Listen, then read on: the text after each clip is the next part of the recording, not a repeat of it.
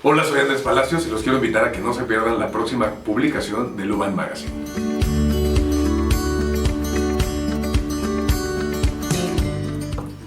Gracias por acompañarnos en esta tu transmisión de Luban Magazine, en donde en esta ocasión tenemos el placer de tener a Andrés Palacios. Muchas gracias. Que nos va a platicar un poquito porque este año, que bueno, para nosotros ha sido un año de muchos cambios. Híjoles, has tenido un año muy movido. Bueno, no solo yo, tuvimos como un año muy movido en la humanidad y justo estos cambios y ajustes y de pronto restricciones que tuvimos que abordar, pues fue complicado para muchos, para la gran mayoría con situaciones desafortunadas, pero también por un lado reaprendiendo a cómo ajustarnos a esta nueva normalidad, que siento que es una nueva anormalidad, considero, pero pues no nos queda de otra. Hay que, pues eso, confrontar, estar atentos, estar informados, seguir indicaciones, ser responsables, ser comprometidos, conscientes, para que esto pues, se termine lo antes posible. En este tiempo, sabemos que estuviste muy activo, salieron muchas películas al aire también, hubo muchos estrenos. Me gustaría que nos platicaras primeramente sobre la película que salió. Estuvo está muy divertida, pero qué mejor tú para platicarnos y de tu papel. A ver, pues mira, de las películas, bueno, la primera que se estrenó, que también para mí significó mucho, como bueno, para todos los que participamos y somos parte de la industria del entretenimiento, que durante la pandemia, como mencioné, tantas restricciones y tantos reajustes, tuvimos que posponer los estrenos y bueno, en septiembre tuvimos la posibilidad de estrenar la primera, que fue Escuela para Seductores, que dirige Giovanna Zacarías, y donde contamos una historia, una guy flick movie, que habla de la seducción, cómo seducir, si existe o no un esquema o un cierto recurso para ser más ligador, ¿no? En ciertos casos. Y lo interesante o lo relevante para mí de esta historia es que toca el tema puntualmente de que uno tiene que ser quien es, que al final, aunque uno se ponga sus mejores recursos o manifieste más sus virtudes, al final eso no se sostiene solamente de eso, ¿no? Tiene que haber este equilibrio entre lo que pues haces. Entonces creo que desde un lugar de humor y de comedia se puede abordar este tema y se vuelve, pues eso, divertido e interesante. Y también se aborda sobre todo en este sentido el abuso del bullying en redes sociales. Cómo las redes sociales se han convertido en un medidor y en un, pues no sé cómo decir, como en un lugar como de sobreevaluar a las personas dependiendo del número de likes que tenga, o si la foto, el comentario, y cómo se vuelve un fenómeno muy peculiar del humor. Me encanta, muy divertido y además con un tinte que solamente muy particular, ¿no? Sin duda, creo que el humor y el humor que tenemos en México es muy característico, es muy peculiar. Somos muy carrilleros, nos encanta, pues esto justo, ¿no? O sea, un poco burlarnos, no de necesariamente, sino con, ¿no? Y en este particular caso, bueno, considero que es así. Por lo tanto, considero que también es interesante y valioso y entretenido poder ver esta película, que además se vino a estrenar en media pandemia, ¿no? ¿Cómo fue eso? ¿Cómo tomaron el que fuera en media pandemia? Y más porque tuviste 2 estrenos en media pandemia. Pues tuve 3, o sea, dos películas y una novela. Pero fue raro porque, como mencioné, teníamos ganas de estrenar en marzo, principios de marzo, y de pronto pues viene todo este asunto entonces a posponer y a retrasar y a ver hasta nuevo aviso. Y entonces de pronto cuando ya avanzamos con el tiempo y vimos que había posibilidades de sanitizar y de tener una serie de protocolos de seguridad y de higiene, pues se abrieron las salas de cine.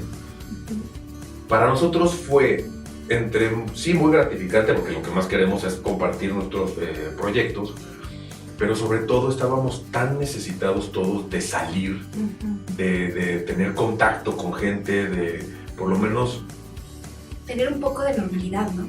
Un poco, y sobre todo en algo que unifica, ¿no? La familia, los amigos, o sea, como que el encuentro social para ver algo que es entretenido, donde se podía estar callado con el cubrebocas, ¿no? Cierta distancia, ¿no? De los lugares, que no hubiera, o sea, un lugar sí, uno no es como un tablero de ajedrez.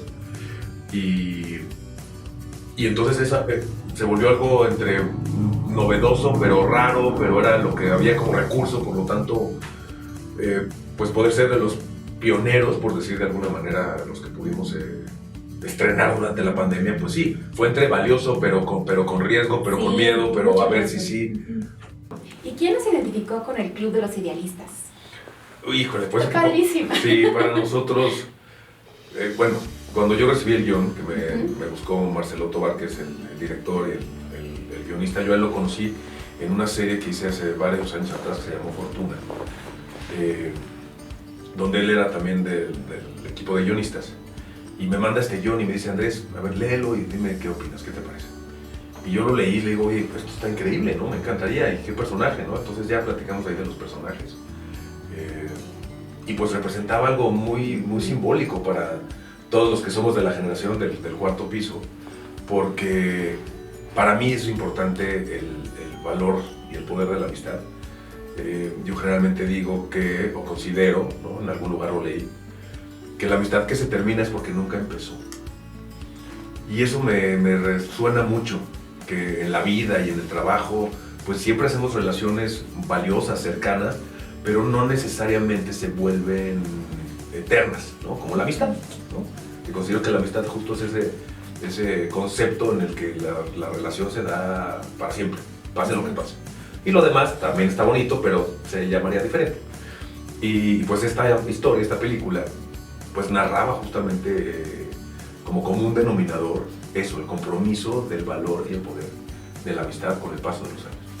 Y el soundtrack, por ejemplo, también pues significa y representa muchas cosas para los que tuvimos oportunidad de transitar por los 80s, por el rock, pop, en fin, muchas cosas que quien vea la película no me dejará mentir, que tiene esta empatía y que además somos gente que pues nos eligieron, nos convocaron porque representábamos en la industria íconos muy, muy específicos, ¿no? Okay. Entonces que si está Tia Escanda de Muchachita, Yolanda Ventura de Parchís, Víctor González de Azul Tequila, Juan Pablo Medina de La Casa de las Flores, Naila Norvin de Quinceañera, ¿no?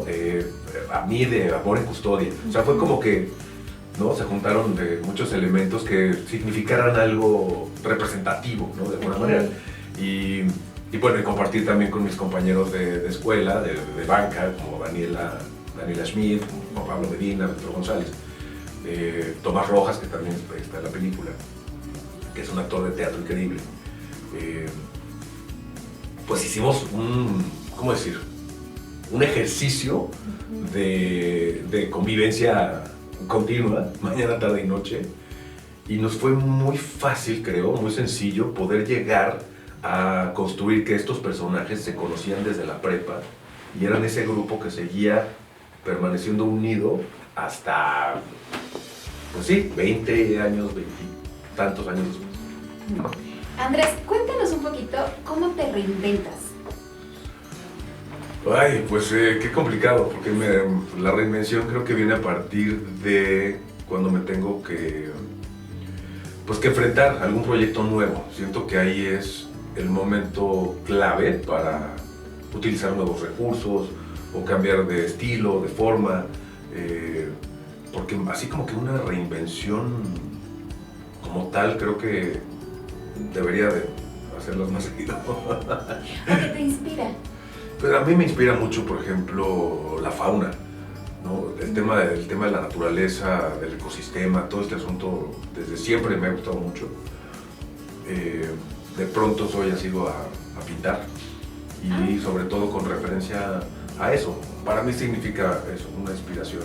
¿Desde cuándo pintas más o menos?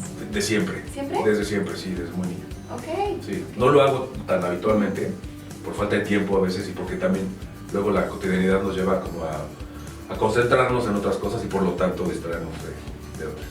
Ok. Me imagino que buscas esos espacios. ¿Cuándo es el espacio perfecto para hacerlo? Uy, cuando estoy entre proyectos, cuando, no sé, tengo posibilidades de viajar. Ahí es donde justo, no sé, apreciando el paisaje, escuchando música, tomándome un café, en una tarde lluviosa, como que ahí en ese momento, escuchando, no sé, el trinar de las aves que estén cerca, en fin, como que todo eso se junta y eso creo que me provoca una inspiración. Bueno, sabemos que te gusta apoyar o involucrarte con proyectos precisamente de la fauna.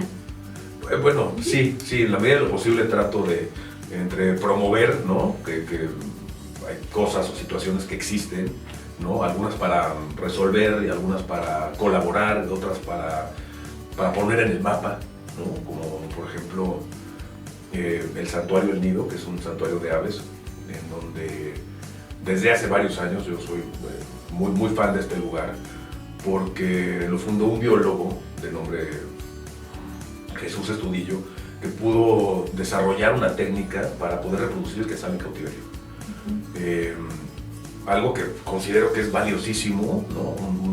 Una ave tan emblemática y que está en peligro de extinción, ¿no? O sea, preocupante, y que haya alguien que le haya dedicado el tiempo, el estudio, de la inversión para poder desarrollar un espacio y una serie de investigaciones para entender por qué no se podía reproducir en cautiverio y de pronto encuentran el por qué sí, pues siento que eso es valiosísimo para la humanidad y por lo tanto me entusiasma y me llama la atención poderme involucrar y poder hacer mención de este lugar y que en la medida de lo posible, en cuanto la pandemia nos lo permita un poquito más, pues me encantaría poder poder ir a visitar el santuario y recorrerlo y a lo mejor compartirles a través de mis redes sociales, ¿no? Las especies que hay, de qué va, por qué es bueno o no tenerlas en cautiverio, por qué es mejor asistir ahí, conocer desde un lugar como un poco más didáctico, más pedagógico también, para que no sea solamente el tema de la adopción de perros y de gatos, ¿no? Como mascotas, sino que también cuáles no deberíamos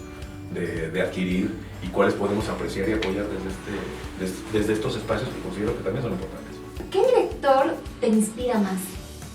O bueno, a lo mejor es mal la forma. No, de hecho no, porque es que tengo la respuesta. De hecho, hace algunos años me cuestionaba esto, a lo mejor en el tema de la reinvención. Decía yo que si es una escuela, si es una técnica, si es un recurso, o por qué uno se puede identificar o comunicar mejor con tal o cual director. Y he llegado a la conclusión de que el director que habla muchos idiomas, y muchos idiomas en el sentido de la analogía que implica, no quiero decirlo como tal, sino el director que puede comunicarnos sus ideas o imponerlas con nosotros en función de las diferentes escuelas, porque todos tenemos distintas escuelas. Hay quien se formó en el teatro, hay quien se formó en el cine, hay quien se formó en la televisión, hay quien se formó en diplomados, hay quien tomó la carrera completa, quien se especializó en alguna área particular en otro país.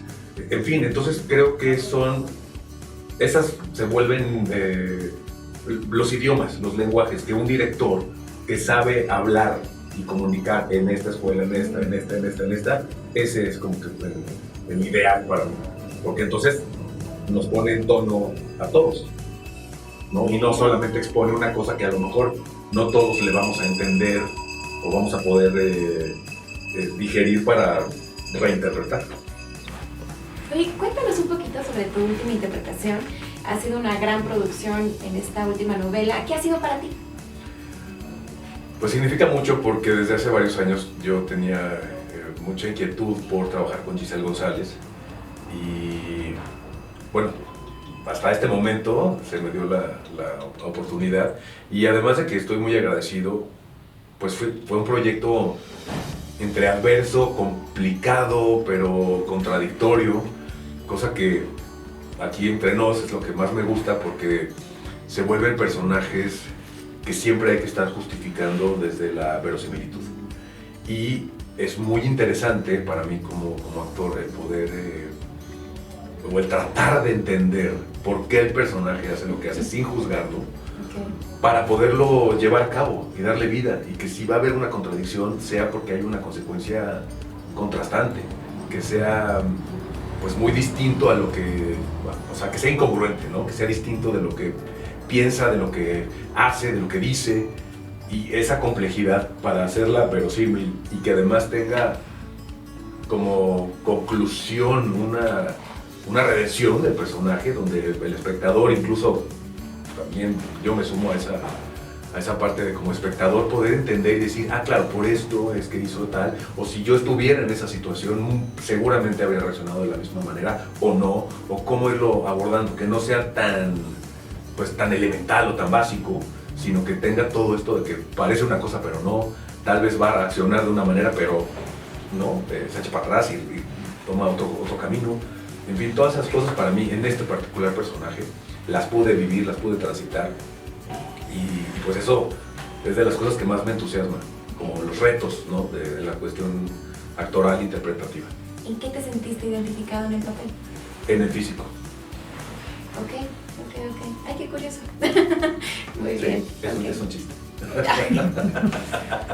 Pues claro, si en el físico, imagínate, ¿qué se parece? Pues en la estatura. Ay, no. En la estatura. No. Yo soy lenta, entonces. Mira, me identifiqué en que es un defensor de la justicia. Ok. Toda proporción guardada, el personaje Leonardo Velasco es este oficial que está, pues eso, convencido, encargado en ser defensor de la justicia, en un ambiente oxidado, obsoleto, antiguo, y considero que la convicción de que la diferencia entre algo y nada sí se nota. A mí me pasa que pese a la adversidad, ¿no? De la existencia o de cómo de pronto la situación de, pues eso, de estar en el día a día es complicada, es adversa, hay un montón de cosas que podrían estar mucho mejor, otras que están mucho peor, y a veces considero que eso, que poder aportar de manera voluntaria una situación, un cambio, ¿no? O sea, poder cederle el paso a alguien, a lo mejor desde ese tipo de detallitos, o ayudar a los vecinos con las bolsas, o estas cosas que me tocó a mí vivirlas desde muy niño, de ayudar a alguien, una persona de la tercera edad, ayudarla a cruzar la calle, qué sé yo, eso, detenernos, no solamente estar pensando en la prisa que tenemos de nuestras vidas o nuestras necesidades y obligaciones, sino que estar atentos a todo, y que si eso es posible, oye, te echo la mano con tal cosa, ¿no? Así como estoy sentado, te echo la mano, pues va, ¿no? O sea, ¿por qué no hacernos el hábito de ayudar a alguien? Me gusta, de verdad me gusta eso, Y una pregunta más que va un poco ligada también a un tema de mensaje, no tanto por irme a la pregunta negativa de cuáles han sido como los obstáculos como actor, sino dentro de los obstáculos como actor, ¿cómo has cómo has avanzado esos obstáculos? Lo veo como si fuera como un mapa, ¿no? O sea, para tratar como de visualizarlo de alguna manera. Es como un mapa que tiene diferentes carreteras y callejones y cosas como para llegar, ¿no? Dependiendo de lo adverso de cada uno, siempre hay posibilidades, ¿no? Hasta hoy, de lo que he experimentado, de cambiar de ruta, pero sabiendo que el objetivo es llegar a tal puerto, ¿no? A tal destino. Y sin duda, muchos caminos son adversos, pedregosos, están cerrados, y hay que echarse en reversa y buscar por otro lado, pero saber que uno va para allá, para allá, para allá. Me gusta, Me gusta la que nos proyectemos siempre un mapa. Me gustó del tip. Sí, bueno, así le hago yo. Sí, me encantó. Andrés, muchísimas gracias por acompañarnos. Esta es tu casa, gracias. Nuevamente, y esperamos pronto poder tenerte nuevamente con nosotros. Gracias por acompañarnos y gracias por estar aquí a todos ustedes y darle like a las diferentes páginas de Luban Magazine, Instagram, YouTube y bueno, no sé qué más hay. Instagram. Gracias. Gracias a ti, muchas gracias. Les dejo un abrazo, un beso, síganse cuidando mucho y nos vemos en la próxima.